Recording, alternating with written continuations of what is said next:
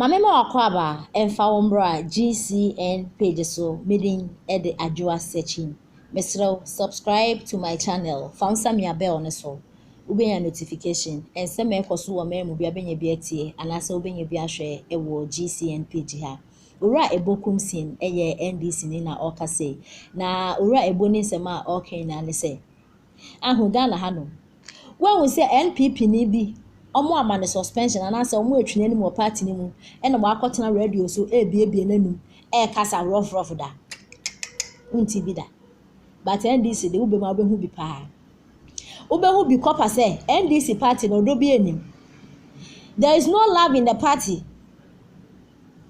Inti the party na oho na akoye say sabato ba bedua odo ba party ni mo nche ya to ya bribe kakra bi na fama obi ombeto aba ne de ama osisi a Ometo abane de amount na NPP do hu sad ni bi wo me da ebe very difficult say NPP ni bi oba party ni musisi a na wetia bribe na o man position at the NDC for NPP for dem hell no ebi mponsi party ni na NDC de won papa na esan say san niam no NDC party mu nti no party no do bi enim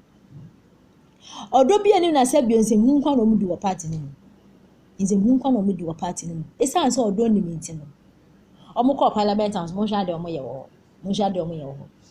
ene na no Honorable Right Aban Babin, Speaker of Parliament obia omanpani dada His Excellency nemwai eno rest edun kete omo mwai omo pushi wado ko parliament house nene omo to so abe NPP fu bi hwehwe ni mo wo omo ka minority for ho to abade ema no be Speaker of Parliament.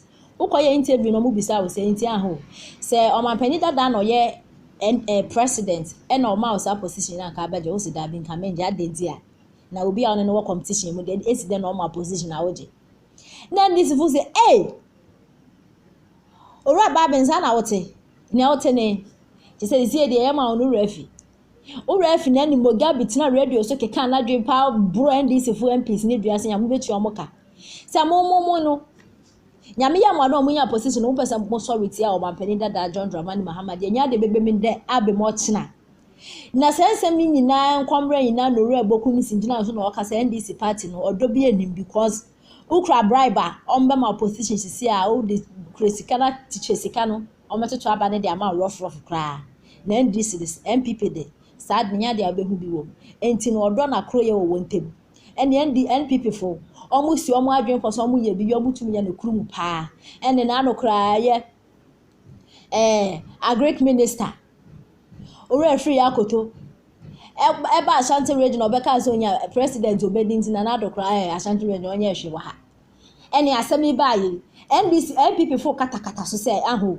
enti no ore free akoto kra akasa asemi a adenti na ese say NPP members ni be mo de ba bonten adenti na ese mo yesa because party ni no mo edi nkomo adenti na ese mo de ba bonten NPP fo de yentisa ni na aka ho na nka we ase we na si NDC mu NDC pani bi akoka se onya president obedi a nka asem na akwa ededwa because NDC fo omo ndo mo ho the NPP party ni de odo wo mpa na yenti ensem a ora ebokum sin ede etudwa MPP who say MPP ya suspend obi ma wabe chen radio so kasa che obi da etie party ni da ebi nsi ya suspend the comedy because MPP before you be more that opportunity they make sure so we a loyal person to the party why your party no match and so na they support na so that is why you see that MPP will suspend people and they will not talk by NDC obi ban ne no discover kwa dia graduate angasa no musu wo mo discover ma to skara o ma taba dia men paro that's what they do. So ni pare ko wa oni akomapa ni ma party e da na MPP ka chem so ye meeting no meeting nansi ana ye call na san ko mo hwepi on the line but omo ja obi apema no that is why the voting went the way it went and I'm as an MP we party member we name the party stand. Do you want somebody to sweep you on the line before you go to the party's line? MP ayato abadama wo ye NDC MP o pese o che me say ya nhwepo say ya ntunko anti wakota afere a wo pe then you don't love the party.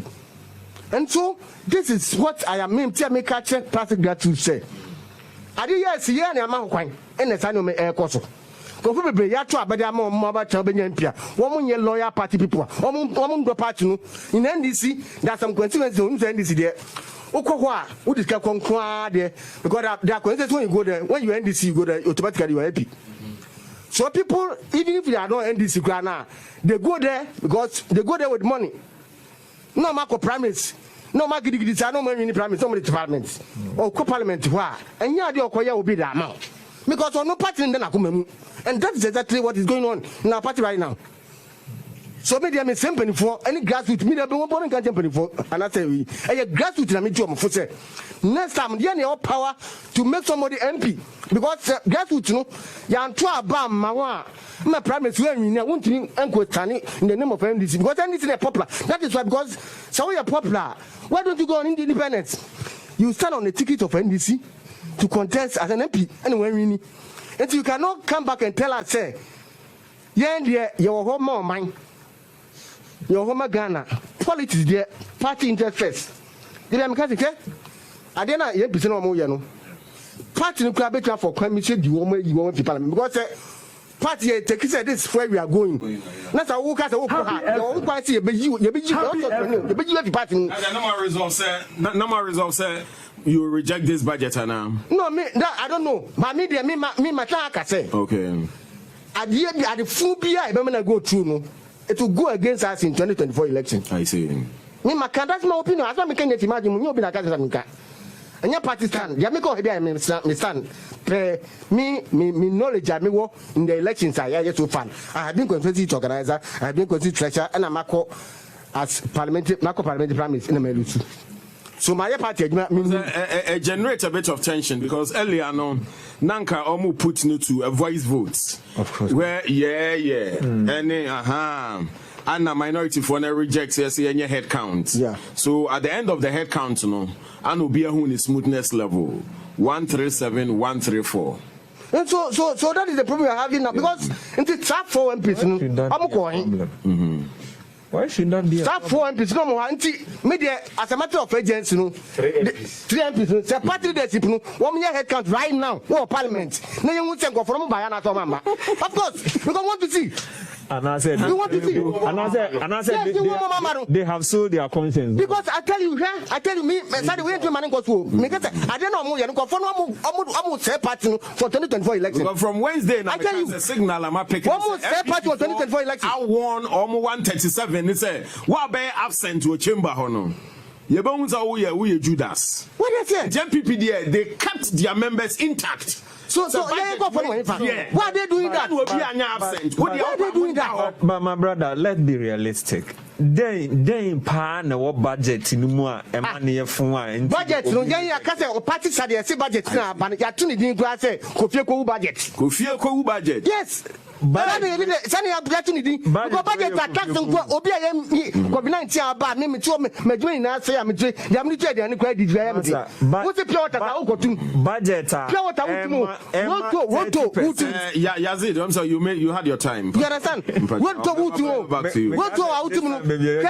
ade ba kwa ya aban ade ba kwa ya aban hu ni say wutu petrol mu ana wutu anything related to transport na was one two friend mu ade ba kwa ya na aban ni hu ni say sa no ma the accident there ba aban fa na agin ko sa no ma so metum de driver for na wa ma chere ko ni GPS vempin fa ko ka say na eyentum nti wantum driver no because oye ni says standard says no oye yeah and then the petrol akoso nti so make sure to obenye scan dia nti obeko speed as so ko nipa eni ni ade aba unza abro from the bibia no omo twini effect e won man bebre ba Ghana na ye ade one side of it unim say what to petrol na won to fair mu driver no be overtaking driver be drive reckless na kokun go for kama tutu sa no manyina mu Ghana force and Ghana force to aba mess go Ghana force nim say na nado second time yi de odo wuo na bebe Ghana force so that's what Ghana said so Saudi na nado anwini kra na ye mam the same number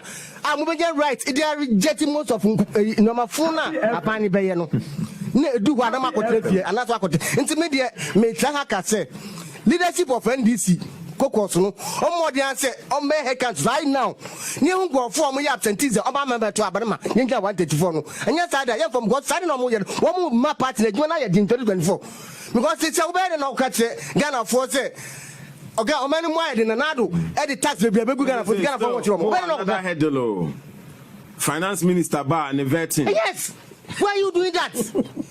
Because you're complaining to them. What is that? Say, Edu okramomba. Na mo tuna say ya kase mo no man koto. Edu na mo bawo, man bawo ye the blame no be mamu. MPC the be mamu. Some bo man bawo because you nim some you 137. So at every point in time, you PCA 137 in parliament. You cannot excuse yourself say man ba. Unless we yare won't remember. In critical condition, you have to even carry you. God, that's what we said. And into that is why I say, and Ejima yeah, mamu yeah no. Me sa pick signal. I'm here to confirm. Say even on the majority side, me no ama. Into that's a moment crop when you be sa 2-4. Look at this. Look at this. Why are you doing that? Why are you? Who are you? Who are you sabotaging for 2024? Who are you sabotaging? Be I mean, my say. Obia no what presidential ambition in NDC. They should help the cause of JM to fix the last time. And yes, I won't forget it. Sir, I tell you, grassroots JM there, nobody will come. Bringing JM back in 2024. No, you see, what's it? What the JM never 2020? Me, mom, dear, me,